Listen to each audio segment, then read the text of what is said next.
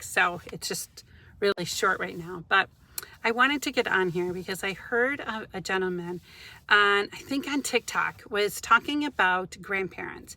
It was talking about what our responsibility was as grandparents.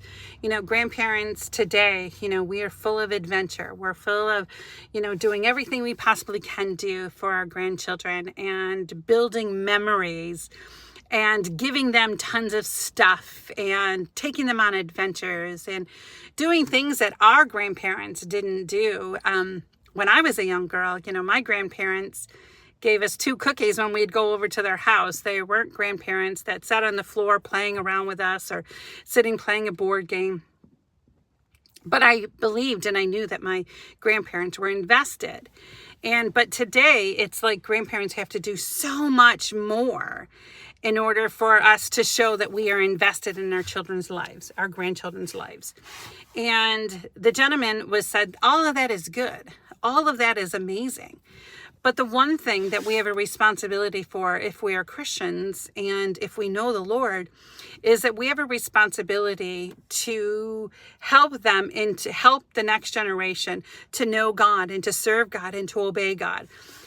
As a grandparent, that's our responsibility. As a grandparent, our responsibility is to continue to plant those seeds into our grandchildren for the kingdom. It's our responsibility to continue to plant those seeds, for those seeds to grow.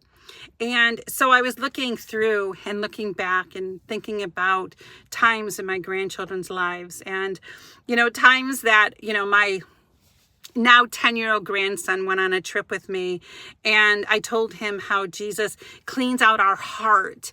And when we accept him into our heart, he cleans it all out for us. And in the middle of the night, my grandson got up in the middle of the night and he said, Nana, I ate some chocolate. So how long is it going to take for Jesus to heal my heart? Those are the memories. I had another grandson that my son was singing the Bible to him.